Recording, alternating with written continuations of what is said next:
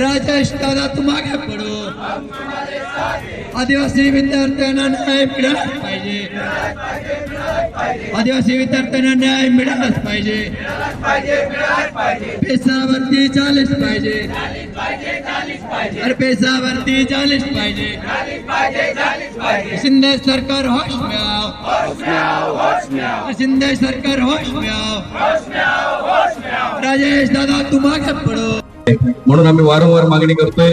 गेल्या 2 दिवसापूर्वी तुम्ही पाहिलं असेल की त्या ठिकाणी झिरवळ साहेबांच्या नेतृत्वाखाली 5-6 आमदार त्या ठिकाणी गेले, अजून मुख्यमंत्री महोदयांनी त्यांना भेट दिली नाही। आज अक्षरशः त्यांनी त्या ठिकाणी माळ्यावरून जाळीवरती उड्या मारल्या अक्षरशः 6 आमदारांनी। तेव्हा आता कुठे भेट दिली आहे? भेट त्या ठिकाणी मुख्यमंत्री महोदयांसोबत झाली, त्यानंतर आपले आदिवासी विकास मंत्री गावित साहेबांसोबत भेट झाली। पेशा भरती जी आहे 17 संवर्गात ती भरून घ्यावी। सुप्रीम कोर्टात कोणतरी बिगर आदिवासी लोक सुप्रीम कोर्टात गेले आणि त्या ठिकाणी स्टे आणला, असं पण स्टे त्या ठिकाणी नाही आहे।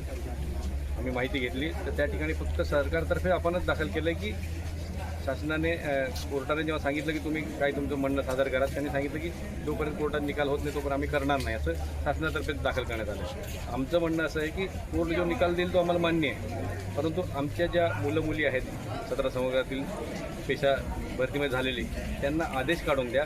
कोर्ट ज्या दिवशी निर्णय देईल त्यांच्या विरोधात तरी आम्ही ते कमी केलेलं आम्हाला चालेल, पण आत्ता त्यांच्या नेमणुका करून द्या।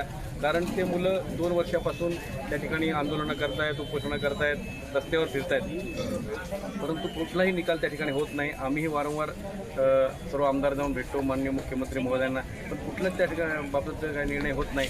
म्हणून आज मंत्रालयाच्या पहिल्या माळ्यावरून आपले विधानसभेचे उपाध्यक्ष आदरणीय झिरवळ साहेब यांनी आणि 6 आमदारांनी वरून पहिल्या माळ्यावरून खाली उडी मारली त्यांनी।